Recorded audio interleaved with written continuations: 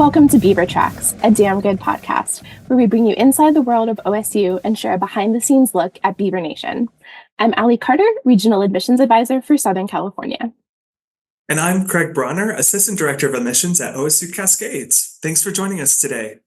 So to introduce our next guest in our Alumni Voices series, we have Lacey Beaty, a 2012 graduate of Oregon State University with a bachelor's degree in political science. She is not only the first female, but also the youngest ever elected mayor of Beaverton, Oregon. We're so excited to have her on the pod today to learn more about her. So Mayor Lacey, again, thank you so much for joining us. Thank you for having me. Absolutely. So let's start from the beginning, Mayor Lacey. You're originally from Southern California and you joined the military after high school. And we're kind of curious what went into that decision. You know, I grew up being raised by a single mom. And there wasn't anyone in my family that had gone to college to really, help me through the process. I played varsity lacrosse. I was one of the very first California high school teams to play in a CIF championship. And I got recruited to a lot of colleges, but the reality was I didn't know what I wanted to do. I didn't know how I was going to pay for it. So I knew I wanted to go to college in the future, and the Army was a great way to do that. And I had joined right around 9/11. And I don't think I could have really anticipated what joining the military meant around that time in our history with the invasion of Afghanistan and Iraq closely after that. And so that is why I kind of joined the military. And I found myself as a kid in the early days of the Iraq War with other 19-year-old kids in similar situations. And it really did fundamentally change how I viewed the world and what future service would look like for me. Yeah, I can definitely see how that would be a really unique time to join the military. And as a 19-year-old, learning exactly what that means. So tell us a little bit about what your role was. You were a combat medic, is that right? Yeah, I was trained as a combat medic and had advanced training as a radiology tech when I joined. I remember the recruiter saying, "Oh, don't worry about going to war. What are they going to do? Deploy X-ray equipment there?" Turns out, yeah, that's exactly what they do. But through that process, you go through the initial training of being a combat medic. And the majority of my military career, that's actually what I did. I was stationed in Yuma Proving Grounds as an X-ray tech, but they actually didn't have any X-ray equipment. But in the Army, you have to have certain jobs to make other things happen. So the Army's Halo team, the high altitude, low open, people that jump out of aircrafts with oxygen masks, their school required an X-ray tech to be on the ground, even though there was no equipment. So I worked as a medic then, and I drove an ambulance most of the time I was in Iraq. And when I was stationed in Germany, I worked mostly as a medic in an aid station. That is really interesting. I like the thing that you said about they don't just send X-rays over there, right? But yeah, it turns out they do. That's really interesting. What are some of the things you remember most about your deployments overseas? One of the things that I still to this day love getting the mail. Mail, and it's not just my generation of post 9/11 veterans. I would say every veteran has like a special attachment to the mail and what that means, getting something from home. So to this day, like I'm the person in our house that gets the mail. I find immense joy in that, even though most of the time it's other things, but I enjoy the mail. I also, love ice in my drinks. Even 25 years later, everything I drank for an entire year was often room temperature. And so, but I also had really good friends that I still to this day would, chase to the corners of the earth and back. We were all young kids together. Now we're moms and married and live in different parts of the country. But it's really those relationships that you build in those formidable times that really make a difference. I was also there during the Bush-Kerry election. It's my first election I was old enough to vote in. So imagine your first presidential election, you're able enough to vote in, like you're in a war zone and what that means. I wrote and got everyone's absentee ballots. It was so early in the war. There wasn't systems in place to do that. We had to individually write to states, Secretary of States to get people's absentee ballot, including mine for California. And I remember sitting on my bunk voting for a president while I was in a war zone. It was very surreal. And I stood up all night watching that election and reminded people that I was serving with that not only did we have the responsibility to vote, we were literally in a country talking about democracy, but we had the opportunity to vote for a president that was going to shape what our future looked like and how important that was. I have never missed an election in my entire life, including from a war zone. And I was just talking to a young kid yesterday that was interviewing me for a global politics class at the local high school. And they told me that how excited they were that this upcoming election in May was the first one. And I just really encouraged her to think about how could you make it special and make it memorable, this first opportunity of voting. And to me, it doesn't even matter who you vote for, but it's just the act of being a good citizen and voting. I love that. I remember the first election that I could vote in. It was 2008 with President Obama, and I was away at college, and so I also had to get my absentee ballot. And I remember the silly thing that I was so excited about was that they sent an I voted sticker with my absentee ballot, and I was like, "That's so cool! I can still wear my sticker. I can still, share that I voted." And it was something that was always really important to me. And so it sounds like we kind of share that value, and so that's really cool, especially as you weren't just voting for a president, you were voting for your commander in chief. So that's something that really affected you directly. So, Mayor Lacey, what after your active duty, before we go there, just thank you again for your service to our country. I come from a long line of veterans in my family and just very appreciative for your contributions to our country. After that, what brought you to Oregon? My husband is from Central Oregon. He's from Prineville, so out of the area that you're working your admissions work in. And when we were deciding where we were going to go, San Diego, where I was from, and Oregon, where he was from, it was economical, was a large piece of it. Oregon was an opportunity for us to start new in an environment. We also ski, and we're very outdoorsy, and mountain bike ride and all the things. And so we found ourselves here in 2008. We moved here after we got off of active duty, and I've loved it here since then. The Army moved us 10 times in 10 years. And in all earnest, I have loved everywhere. Every city has a remarkable story. Every city has an amazing place for you to visit and go. And you could choose to be happy, or you could choose not to be happy when you're in a city. And I've yet to come to a city, even I was stationed in Yuma, Arizona. So come on now. You can find goodness everywhere. But this is we call Beaverton my daughter's hometown. My two daughters were from here. They're 7th generation Oregonians. And we love everything about it here. Is it perfect? Absolutely not. But Oregon is such a special place, an amazing place to be. I agree. And there must be something about husbands from Oregon, because I was also brought up here by mine. So. See, you follow those charismatic dudes other places, and here's where you find yourself. So there are worse places to be.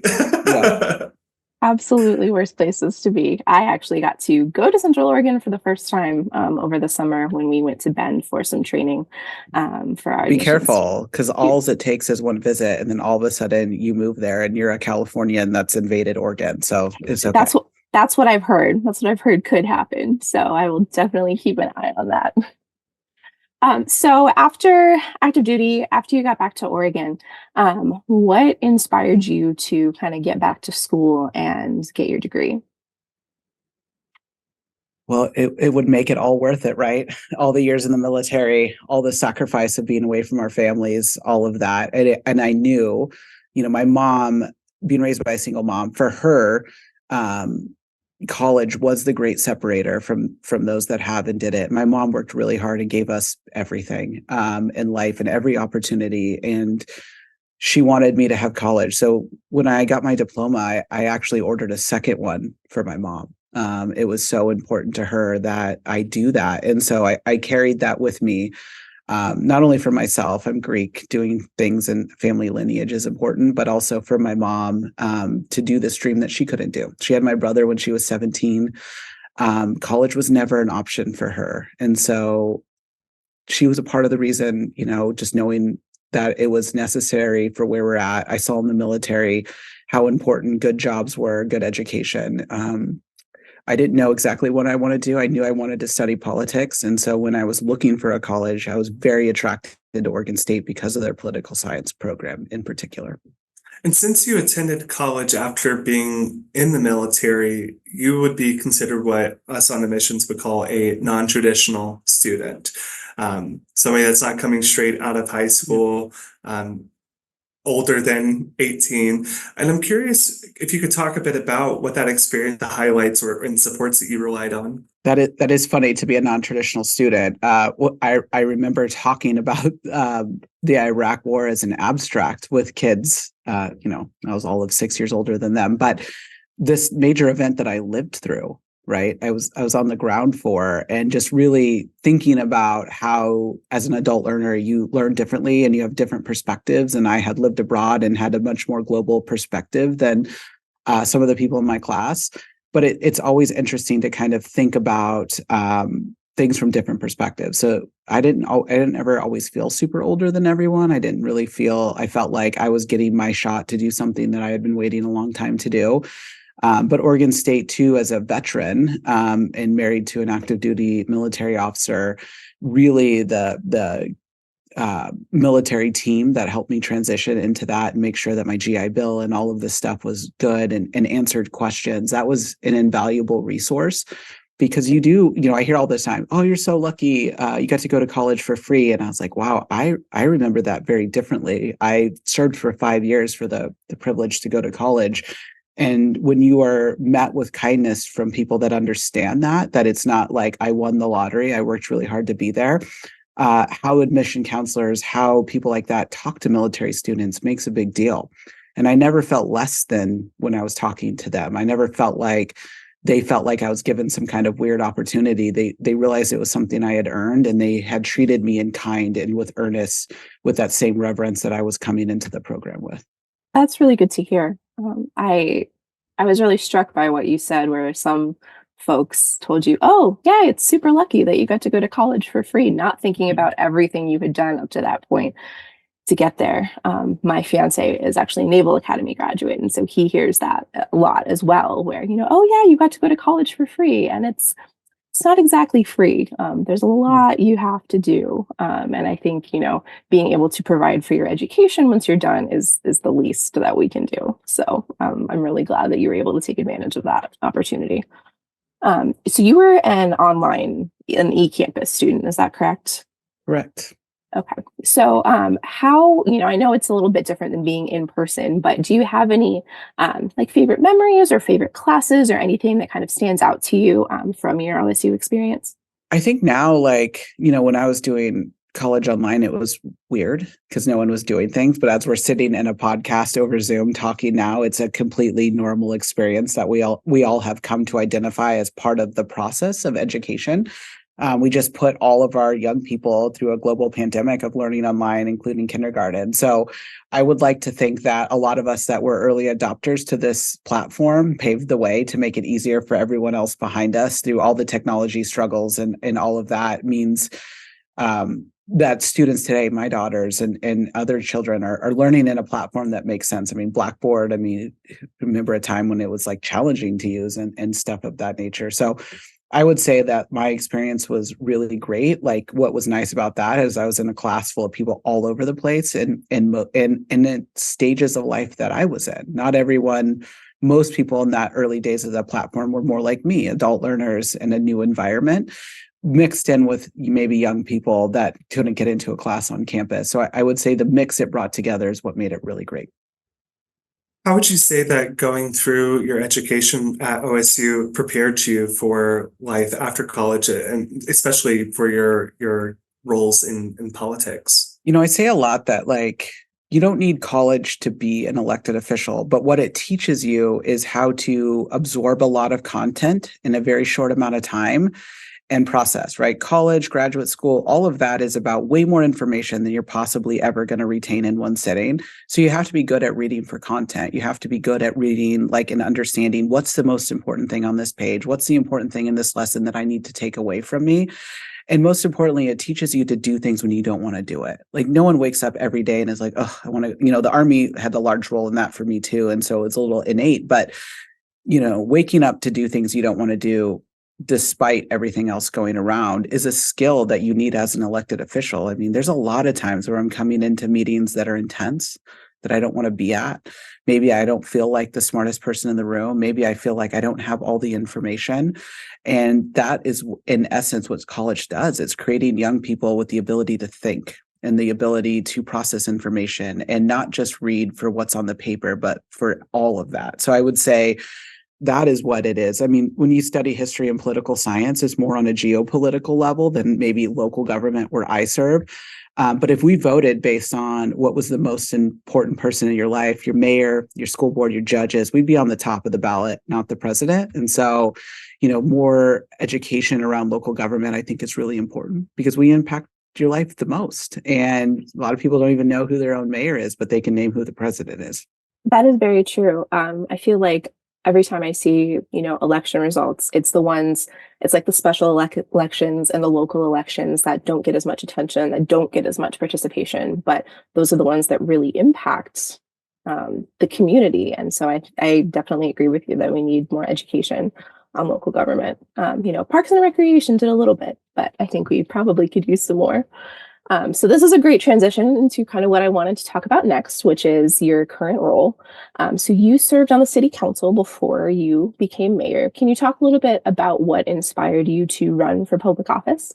What no one tells you about leaving the military is how lonely it is and how you go from this life of purpose and everyone around you moving towards a common goal. And every day you feel like you're a part of a team you feel a lot of times, like any stage in life, that maybe the grass is greener if I'm over in this other area. And so when I left the Army, I found myself lacking a little bit of purpose. I had finished college, I had finished graduate school, and it was of this, what next? And I was talking to a mentor that told me, just because you're done serving in the military doesn't mean you need to be done serving. So basically, a version of suck it up, buttercup, figure out a way to do something next. And I had gone out to the mailbox like really shortly after this, because again, love the mail. And there was a postcard from the city of Beaverton recruiting board and commission members for different committees that serve the Beaverton City Council. And I had gone through the list and thought, budget, that's not really my thing. Planning, that sounds kind of terrible. Now I do both of those as the main part of my job. But they had a vision advisory committee that was making a 20-year plan for the city of Beaverton. And I thought to myself, well, I'm rather visionary. Maybe I could do this. And so I applied for that board and started working on what Beaverton would look like in 20 years from now. And through that process of being engaged and working with the budget and understanding what community members were asking, Beaverton is one of the youngest, most diverse cities in the state. The average person here is 34 years old. 1 in 5 people were born outside the country. 1 in 3 people speak a language other than English. And the council had a very particular older look and had a lot of people that maybe didn't represent the community. And through a lot of that volunteering, I thought, I could serve, I could bring this voice. I have a lot of experience. I should do this. But I had to run against an incumbent, and I ran against somebody that had the job, which is statistically really hard to do. And I beat them in a pretty fair margin. Just being myself and speaking truth about what I thought it could be. I have always tried to, in the last 10 years of being an elected official, to just say it like it is and not tell people what they want to hear. Sometimes that gives you the wrong impression, but I think it's kind for people to know where government is. And I think it's responsive for people to know where government is. And so I ran on that kind of platform of I've been battle tested. I work hard. I can do this. And so I served 6 years. And then when it came time to run for mayor, I had a very similar thought. The mayor had been elected official for 30 years. He'd been doing the job for 12. He kind of lost the forest through the trees. I didn't think he'd really represent the city. He was stagnant, and I represented the future. And so again, I took on an incumbent, statistically hard to do. I'm the only incumbent that I'm the only person that beat an incumbent during a global pandemic in the state of Oregon. Had to switch up my game plan and beat him by a pretty good margin, and then took over a job in the worst time, global shutdown, racial unjust, crisis after crisis. So I think the military, my education, all brought me to a moment of we need this kind of leader. And I think I've done pretty well since I've been here. Awesome. Thank you for sharing all that. Are there any projects that you've worked on that you're in particular especially proud of? Oh man, so many. I will tell you. That's good. Well, one, Oregon is facing, like a lot of states, a crisis around homelessness, and I knew as the mayor we needed to do something about it. So I raised over $13 million from the federal government and state government to open Washington County's first year-round shelter. And I negotiated with the county to run the operations. So not a dollar of Beaverton taxpayers' money went into this. And I firmly believe that every level of government needs to work together to accomplish big things. And when we busted down the wall in that building and we had everyone there to celebrate, I talked about every level of government that had contributed to making this project work. And that is the kind of leadership and forward thinking that our community needs. The person that brings people together to accomplish big things. So that was a very necessary thing when I ran for mayor. I didn't think I'd spend, 36 straight months talking about homelessness and fentanyl and the crisis unfolding on our streets, but here I find myself. But I come from, prior to being the mayor, I worked for a federally qualified health center from a nonprofit standpoint. And what we saw during the global pandemic was the president worked to get cities money, and we were working to get money out onto the street for people that did it. And we didn't have a lot of community-based organizations to turn to. And so one of the things that I wrote basically back of the napkin plan was for a nonprofit incubator to bring together. We have a very successful for-profit incubator for the city. And I thought, what if we could just train people that have these really great ideas and maybe lack business acumen to get something off the ground? And so I convinced our Congresswoman Bonamici, to give me $500,000 as a seed project, and then went to our state reps and convinced them to give me $500,000. And we have our first class of people going through our nonprofit incubator right now. And so we won't see the outcome of that. I probably won't be the mayor in years when these nonprofits are really stable, but giving them the ability to learn business from other people in a safe environment and helping them get off the ground, I think is really cool. That is really cool. And I think it's also very forward thinking of you. And to be able to create something that is going to impact the city in years to come, like you said, when maybe you won't be the mayor, maybe there will be things that, other folks kind of take credit for after you're gone. And so I think that's very, very forward thinking to know that you may not be able to, see the full results of it while you're in the position, but knowing that those results are going to come later. And I think that's really cool. Can you describe, if there is such a thing, what a day in the life of a Beaverton mayor looks like? Well, if it was this month, I would say total chaos all the time. I have 2 young daughters, and they are the light of my life, but they take a lot of energy. And so I get up every day at 4 a.m. Part of my military background, part of being able to have some time for myself. I answer emails. I've had to condition my staff to say, just because you're getting emails from me at 4 a.m. doesn't mean please don't respond. But it's when I could work uninterrupted. I love my Peloton. I do Spartan racing. So I usually try to work out for an hour in the morning before I come to work. I have no meetings before 8:30 because it is important for me to walk my vice mayor, my little 6-year-old, to school every day because I'm not always there at night. This job requires a lot and a lot of night meetings. And so I have really prioritized having breakfast with her, walking her to school, dropping her off. And I have a team that supports me in that here at City Hall. And so I drop her off and I come to work. Today we had executive meetings. It is a session in Salem. Our legislature is in session. So I started the day talking about bills that are coming that we need to track and follow. I have 2 hours today on my schedule for constituents. I'm on the community action board for Head Start. As somebody that grew up in poverty, Head Start was such an important thing for me. And so we have a planning retreat with them this afternoon. And my husband has military duty tonight. So I'm going to rush home and spend time with the vice mayor and the little vice mayor. And we'll get up tomorrow and it'll be rise and grind. I have a hustle mentality. And I think that we can do great things when we put our minds to it. And sometimes I get to cut ribbons and eat cookies and stuff, but that's usually on Fridays. So add more of that, more ribbons and cookies. Yeah. Yes. Well, perfect. So Mayor Lacey, I know we are coming up short on our time here, but to wrap up on a more fun note, from time to time, we like to engage our guests in a quick round of this or that. So I'll give you 2 options and you'll have to choose. So Mayor Lacey, coffee or tea? Oh, coffee for sure. Takeout or cooking? That's a hard one. I enjoy cooking, but takeout. Cats or dogs? Oh, dogs. Pizza or pasta? Pizza. Probably shouldn't be doing so many food questions right before the lunch hour, but that's all right. And this might be a hard one, but orange or black? Black for sure. Well, thank you so much for joining us and sharing about your life at OSU and your journey. But before we go, Allie, Craig, do you know what time I think it is? what time is it, Craig? I just checked the time and it's time for Oregon State Trivia. So, Mayor Lacey, Allie has today's question. And once she reads the question, you have a couple seconds to consider and offer your answer. There is no pressure to get this right. We're not grading you. Thank God. So I know, right? I do also have a hint if you need it, but I'm not going to give it to you first in case you already know the answer. So today's question.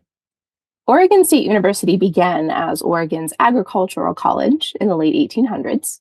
And Oregon is well known for producing a wide variety of crops, but there's one crop specifically grown in the Willamette Valley that accounts for 99% of the U.S. supply. Do you know what that crop is?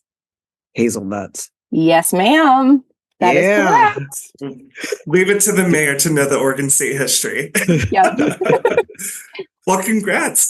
We don't actually have like a prize to give you, but you get bragging rights, and this is documented on the podcast. Perfect. Because my mind like first was like grapes, but I was like, no, it's definitely hazelnuts. And then whatever other people call them different things, I can't remember. So it's quite the controversial topic. A lot of hazelnuts are grown here in the Willamette Valley. Awesome. Well, thank you again, Mayor Lacey. And before we let you go, can we get a big Go Beavs shout out on the count of three? Yep. 1, 2, 3. Go Beavs! Awesome. Thanks so much for tuning in to our listeners, and we hope you can join us next time for our next episode of Beaver Tracks. It will be a damn good time.